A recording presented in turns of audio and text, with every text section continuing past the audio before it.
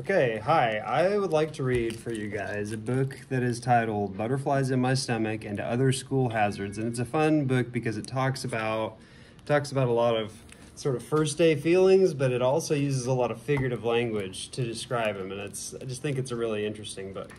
So, here we go. Butterflies in My Stomach and Other School Hazards by Serge Bloch. Butterflies in My Stomach. On my first day of school, my mother said I got up on the wrong side of bed. I've been told that before. She asked if we needed to have a heart-to-heart talk, so I wouldn't bottle up my feelings. As I left the house, my dad told me to put my best foot forward. On the way to the bus stop, my sister said that on her first day of school, she had butterflies in her stomach. I think I have them too. Then she told me to hurry up because we'd be in a real pickle if we missed the bus. When I sat down, let's see if I can zoom. Bring you in a little closer. When I sat down, the bus driver asked if I was feeling blue, or maybe just a little under the weather.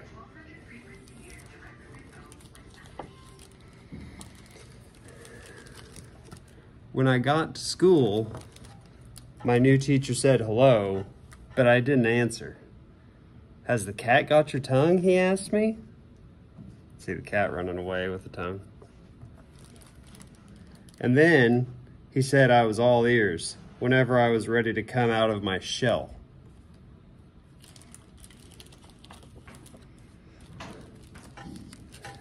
He read us a funny book. The kid next to me said he was laughing his head off. Our teacher told him to zip his lip and hold still. Even though he had ants in his pants, the teacher said that if he didn't settle down,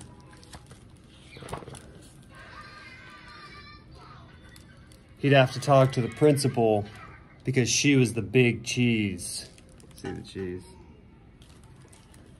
In gym class, I kept dropping the ball, and the gym teacher said that if I ever want to be top banana in sports, I'll have to really practice. Soon, it was time to eat. Why the long face? The school cook asked. Then she told me not to worry so much because we were all in the same boat on the first day of school.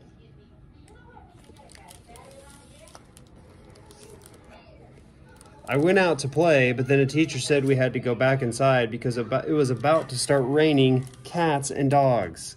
I peeked out the window hoping to see my dog Roger. No luck.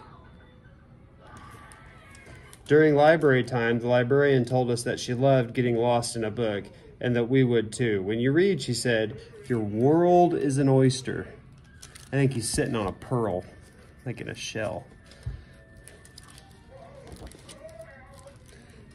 She said we could take some books home, but if we lost them, we'd be up a creek without a paddle. He looks worried about that. I asked her if she had any stories about a boy who misses his dog. She told me I was an open book and that it was fine to wear my heart on my sleeve. What do you think she mean by that? But when I asked her if I could bring Roger to school with me tomorrow, she told me not to open that can of worms. I was starting to get a headache, so the librarian sent me to see the school nurse. The nurse let me lie down. She said she could see that school really wasn't my cup of tea. I have felt like that before. I gave her a funny look and she said, it's only your first day. Don't throw the baby out with the bathwater.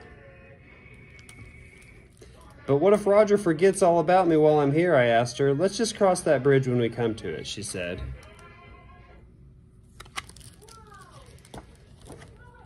The nurse took me back to my classroom. Soldier on, she said. Tomorrow will be a better day. Will you please meet us in the cafeteria at 10 o'clock? Morning breakfast duty. I'll keep an eye out for you. Thank you.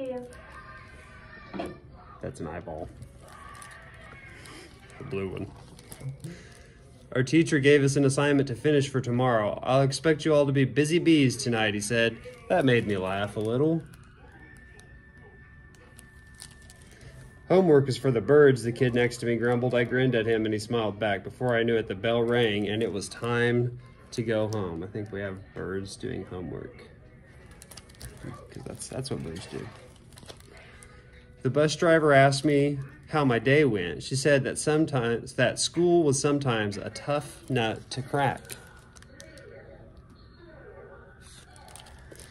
but that every cloud has a silver lining. I had no idea what she meant by that, but when my bus pulled up in front of my house, they're like tinfoil clouds.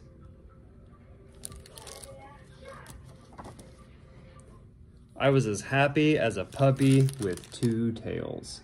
So I don't think Roger forgot about him. Okay, so that is the book. And on every page, the author uses some kind of figurative language, mostly idioms, to describe how the main character is feeling or something that he's going through, okay?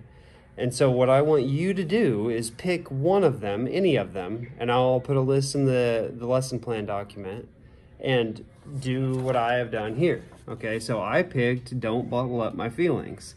And the literal meaning, what the words really actually say, is that it makes it sound like you would be putting feelings in a bottle. So I drew a bottle and I wrote feelings like nervous, sad, happy, unsure, and excited, okay, in a bottle. But when someone tells you not to bottle up their feelings, your feelings, what they actually mean is that they want you to communicate, to talk. So I drew some other pictures showing what I think it really means. So this person is saying, oh, I'm so excited for school. So he's talking about how he feels. Okay, this person has kind of a worried expression.